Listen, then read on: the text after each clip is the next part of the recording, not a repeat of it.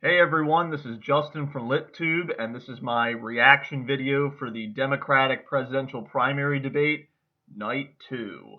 So honestly, my first reaction, my first thought on this debate is, could we please have the gentleman from Colorado exit stage left?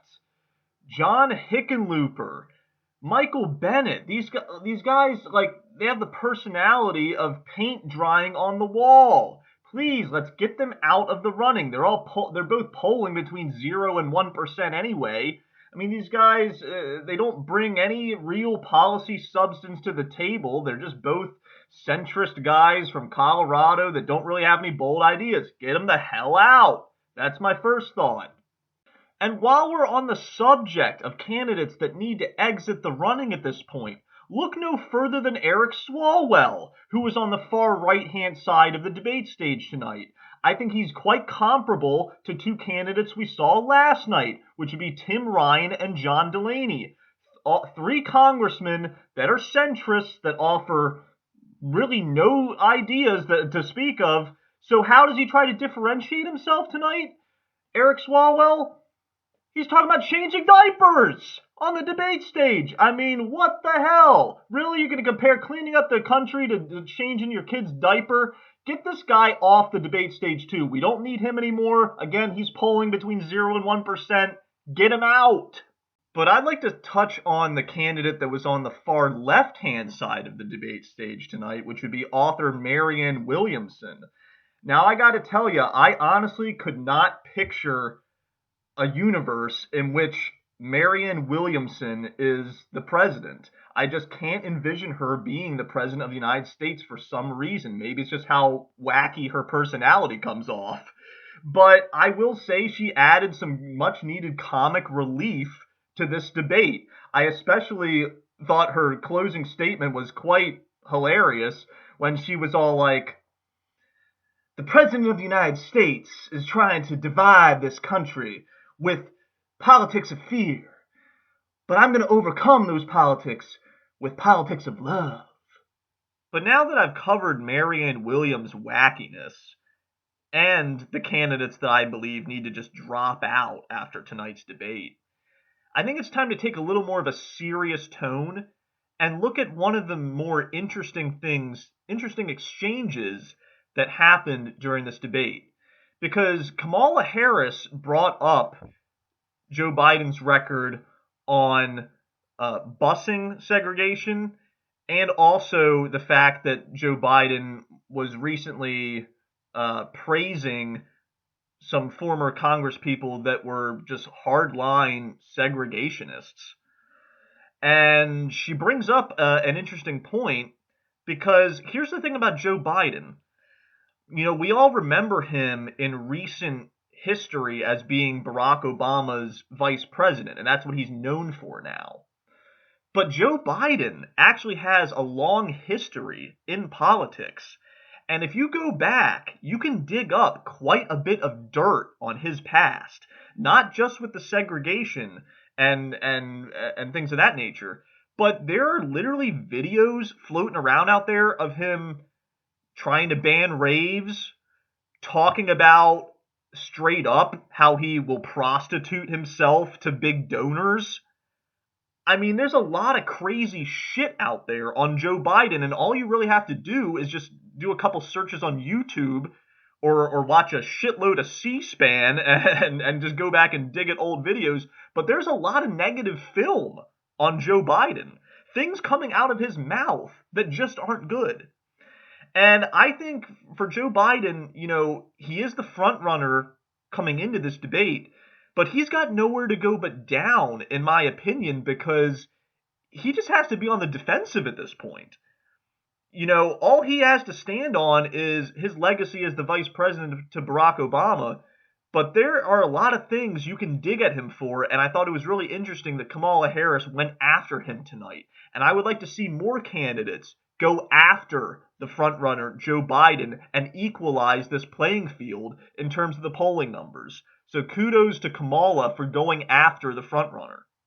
I have mixed feelings about Andrew Yang's performance during this debate. Andrew Yang is probably my favorite candidate out of everyone that's running right now on the Democratic side. Now, there's a couple others that are high on my list, but I still think Andrew Yang's my number one candidate at this point. But I have to admit, I don't think he had the best, he didn't have an optimal performance in the debate. I think he did a good job of making it known what his flagship proposal was the freedom dividend, aka universal basic income. He definitely referenced that more than once. He referenced how automation is going to suck up the jobs and how that's what got Donald Trump elected in the first place. So he did a decent job of like making his core points. But what I would have liked to see from Andrew Yang is a bit more talk about, why he's the better option than the other candidates, which he touched on a little bit in his closing statement. But I would have liked to see a little bit more of that during the actual beginning and middle parts of the debate. And I think Andrew Yang, you look at his website, he's got policy substance on a ton of issues, not just UBI. I think he needs to make it clear that he has solutions to other problems as well. Now, how much of that is Andrew Yang's fault versus the moderators just not giving him enough time to talk? That's an open question. But I do have a mixed feeling about Andrew Yang's debate performance where I feel like he had the potential to come in here and crush it. And instead, I think he, just did a decent job of introducing himself to people that didn't already know who he was. I'd like to see him build off of that momentum in the next debates, and just really try to get more time, man. You got to get more time to talk because you didn't touch on as much as I would have liked to see. Strongest debate performance tonight? I got to be honest with you, I might have to give it to Bernie Sanders because Bernie stayed on message. It's the same Bernie we've all come to know, but the fact that he hammers away on policy substance, hammers away on how corrupt the system is and how to try to fix it, those are great points to stay on. So kudos to Bernie for staying on his points and making good points.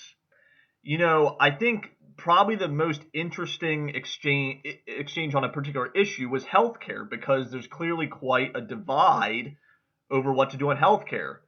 Biden on the stage tonight, probably the most conservative stance, where he basically just wants to do, put a Band-Aid on Obamacare and try to, make it slightly better, seemed to be his plan.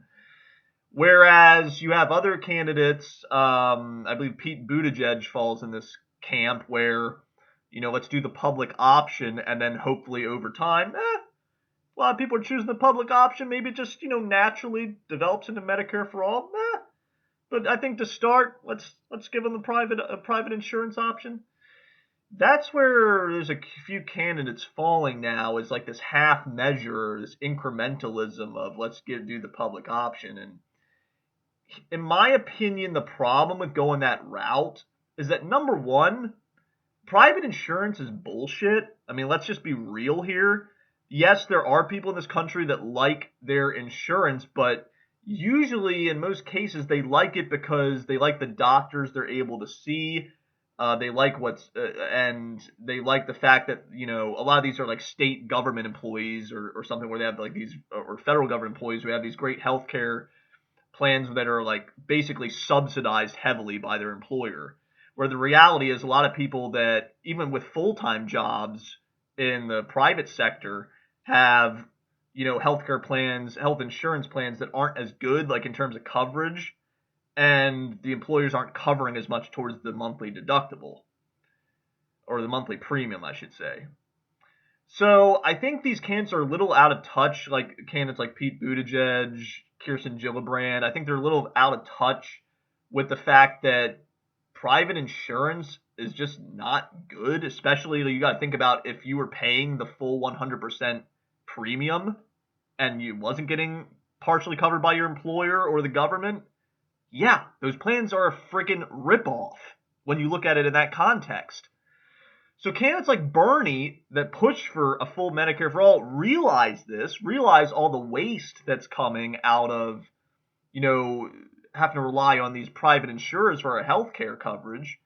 And he's also looking at the fact that, like, hey, you know, in the Western civilized world, look at all these countries that are offering a universal single payer plan, and you're telling me we can't do it?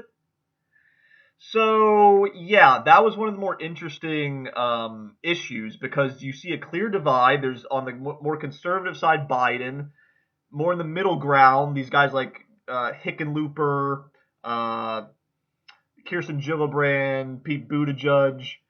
And then you get more and more to the left, where you have Bernie's position of just full on, we're not negotiating this shit, it's Medicare for all, single payer.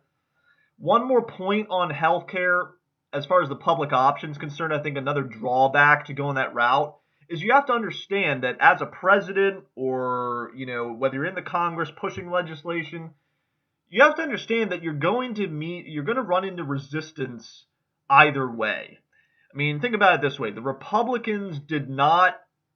Obama didn't get a single Republican vote for Obamacare, for the Affordable Care Act, and it was originally a concept, the individual mandate system, by Mitt Romney, a conservative, who tried to implement that in Massachusetts. So it's like, the Republicans don't want to vote for a Democrat health plan no matter what it is. So why not push for something that's going to be the most helpful? And who knows, maybe if you have some Democrats that are lean conservative, they're like, I don't want to go to Medicare for all. Maybe you then negotiate it down to the public option. But if your starting point is public option, what's that going to get negotiated down to?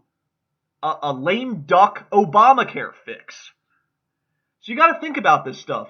Push for the more extreme, the more bold policy, and then if there's some give and take in the political process, then it gets negotiated something down that's still acceptable. The public option's acceptable, but if that's your starting point when there's something better, strive for what's better.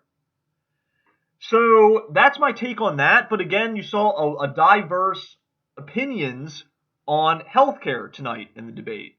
So before this video gets too long, I'm going to go ahead and wrap it up.